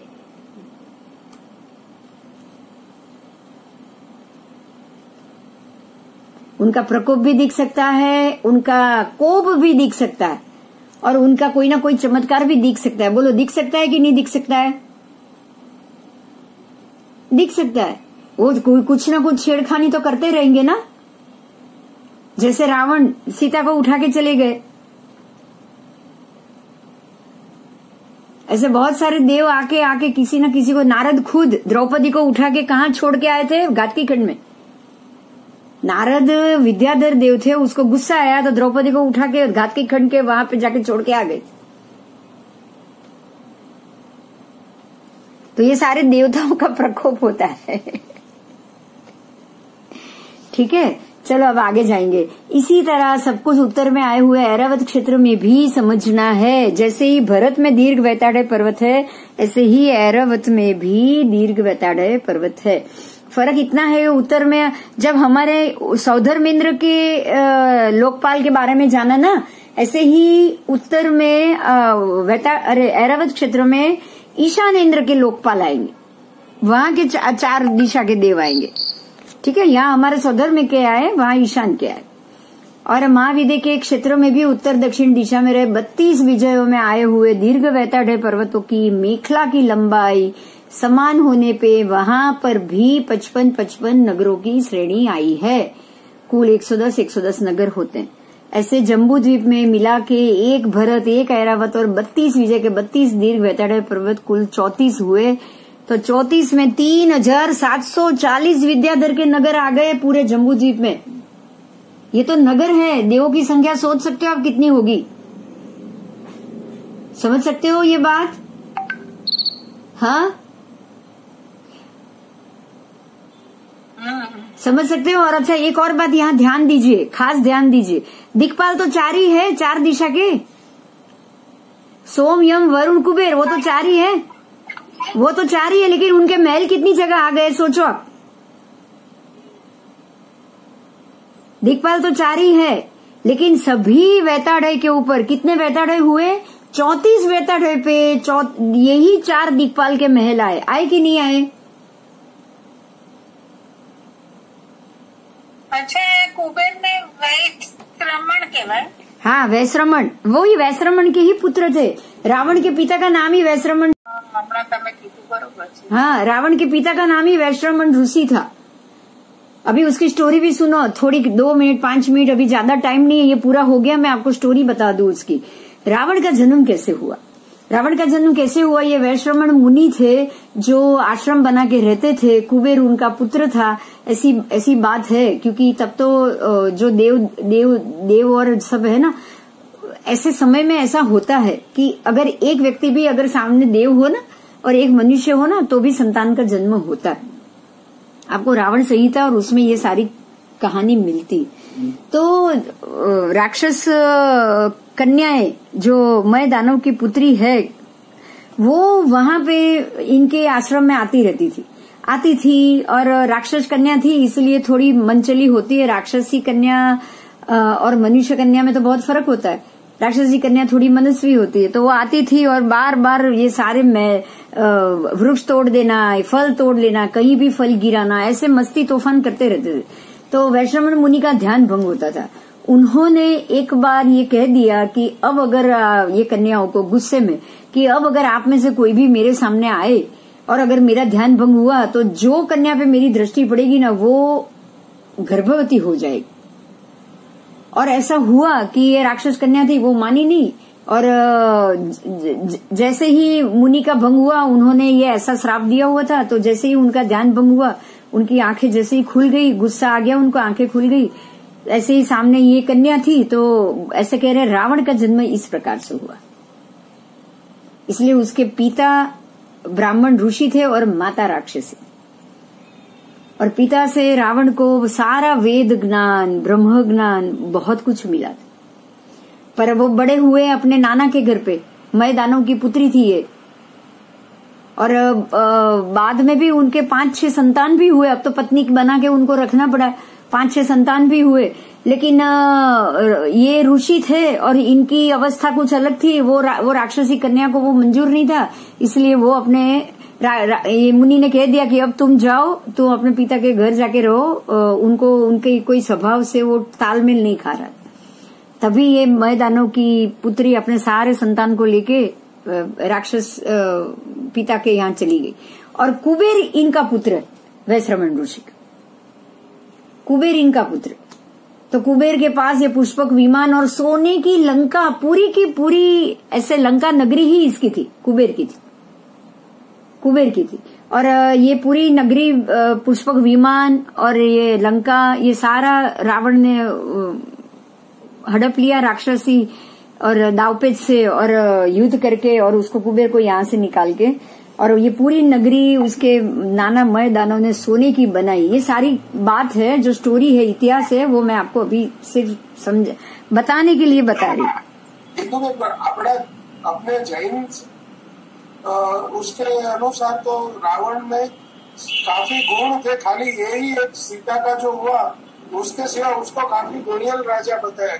आपको है ना, बस यहाँ पे एक बात पे ध्यान दो, हमारे सिद्धांत के ऊपर ही एक चीज पे ध्यान दो कि रावण की मृत्यु सीता हरण के कारण हुई।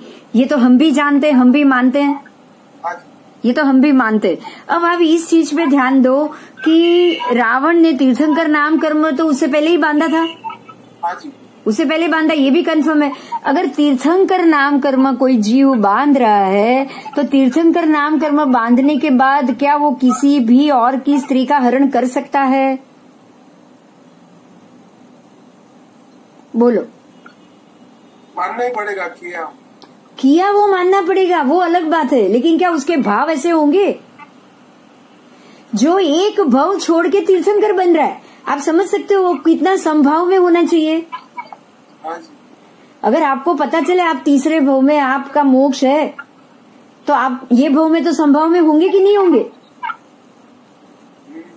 तो यहाँ पे आपको ये समझना है कि जब भी ऐसा मौका आए तो ये प्रति वासुदेव और वासुदेव के लड़ाई का एक कर्मबंध होता है। वो कर्मबंध तो किसी भी सम्यक दृष्टि को भी करना ही पड़ेगा। ये नियति है, नियति को आप नहीं बदल सकते। और यही कारण है, ध्यान दीजिएगा, यही कारण है कि रावण ने सीता का सिर्फ हरण किया है, उसको एक वाटिका में बंद करके रखा है, कभी भी वो अपने महल में वो उसको लेकर नहीं गया।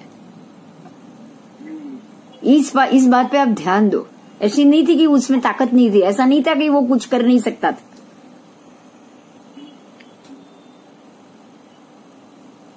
उसको पता ही था सीता का हरण सीता को भोगने के लिए नहीं किया है। मैं ये कह रही हूँ, समझ में आ रहा है? क्योंकि वो समभोगी तो सम तो पहले से ही हो चुका था।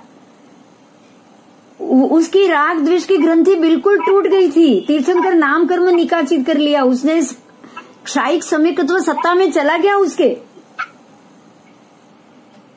अभी तीसरे भव में उसका मोक्ष है, वो नियत है। और वो ऐसा सम्यक दृष्टि जीव जो तीसरे भव में मोक्ष जाने वाला हो ना, वो कभी भी ऐसा काम नहीं किसी दूसरी स्त्री के ऊपर राग से देखेगा भी नहीं। वो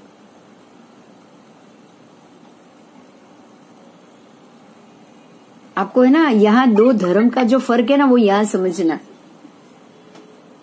आप ये सोचो कि अगर आज पूरा हिंदू समाज उसके पुतले को बनाते हैं और जलाते हैं, बनाते हैं और जलाते हैं, कितना दोष कितना कर्म बांधते मालूम है?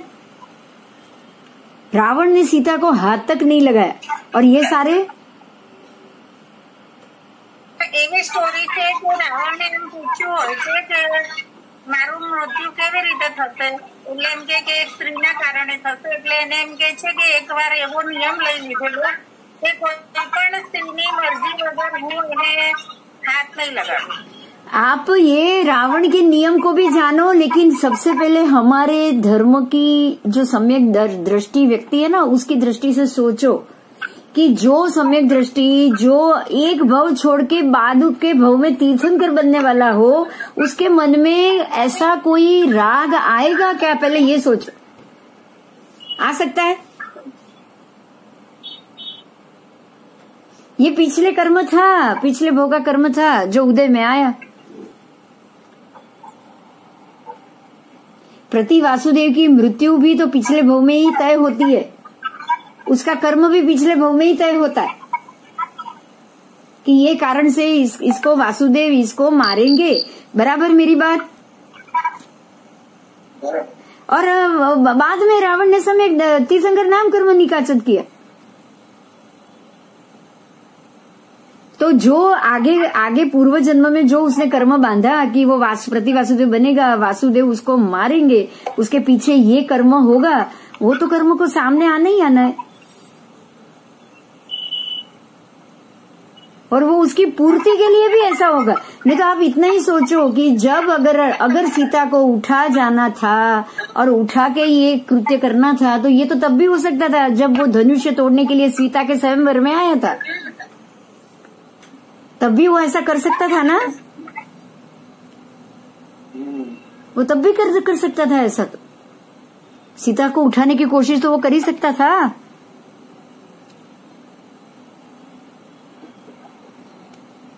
इसीलिए कुछ कर्म निकाचित होते हैं। आपको समझना है कि कितने भी समझदार कोई भी व्यक्ति आ जाए ना, उससे भी ये गलती होगी ही होगी। ये गलती नहीं है, ये निमित्त है जो सामने आ जाता है। ये बताओ ना, सवारे हमारे 4:30 बराबर ठीक है। तो बिंदु बहन, इसमें एक संदेश मिलता है कि तीर्थंकर नाम कर्म बांधा, बाद में उनका सत्व लेवल तो सम भाव में तो आ गए थे, इसीलिए वो ये नियम तक भी आए और उन्होंने नियम को अपना लास्ट तक पाला कि स्त्री का हरण किया, पर उसके मर्जी के विरुद्ध नहीं। यस, आपको यही समझना है। तो कर्म करना उनकी मजबूरी थी, बस। ये सीता का हरण का कर्म करना उनकी मजबूरी थी। यही कारण है कि आज सीता भी जाती है नरक में, और सीता भी गए नरक में और रावण को सांत्वना दी। हाँ। और यही कारण है कि सीता उनके भी गणधर बनेगी, क्योंकि दो में से किसी ने अपने एक दूसरे के ऊपर द्वेष भाव किया ही नहीं है, किया ही नहीं। दोनों संभावी में ही थे, जो हुआ है वो होने दिया बस। अच्छा, रावण नो जीव गया કેટલામાં तीर्थंकर बनते? ये याद तो नहीं आ रहा है, पर तीर्थंकर तो अभी ये तो एक भोग के बाद ही है, अपने नरक का पूर्ण करके सीधे तीर्थंकर ही बनेंगे। याद नहीं आ ખબર रहा, છે કેટલામાં તીર્થંકર? याद नहीं आ रहा है वो उसमें मिल जाएगा जब आने वाले सभी तीर्थंकर के 24 तीर्थंकर की लिस्ट मिलेगी ना, उसमें मिल जाएगा, देख लेंगे। अभी तो नहीं याद आ रहा है। हाँ, अभी याद नहीं आ रहा है। ठीक है, चलो आगे। अब ये खत्म करती हूँ मैं अभी। ये बृहद क्षेत्र समास, फिर उसी में से, और क्षेत्र लोक प्रकाश, इसी में से ये सारी चीज ली गई है। ठीक है, अभी समय हो रहा है 8:50 हो रही है, मुझे ऐसा लग रहा है अभी हम बंद करेंगे। जय जिनेन्द्र। कुछ होगा प्रश्न तो अगले क्लास में कर लेना, ठीक है? सोमवार को मिलेंगे अभी, सोमवार को। ठीक है, ऐसे तो कुछ जन्माष्टमी है, पर मुझे नहीं लग रहा कि कोई ऑफिस कुछ बंद होगा। नहीं, चालू हाँ, चालू। સન્ડેનું संडे शू? એક ક્લાસ લેવો છે? संडे? ના ના બધાને ફાવતું હોય? ના ના ના ના ના, સંડે નથી લેવું, સંડે નહીં, આપણે સોમવારે જ મળીએ, સોમવારે જ મળીએ સીધા, સોમવારે. બરાબર? હવે રેગ્યુલરમાં જ લઈએ, સોમવારે લઈ લઈએ આપણે, નેક્સ્ટ વીક રેગ્યુલર, પછી પ્રદૂષણ આવે ત્યારે જોશું। ઓકે ઓકે, ચાલો, જય जिनेन्द्र। જય શ્રી કૃષ્ણ. જય જી।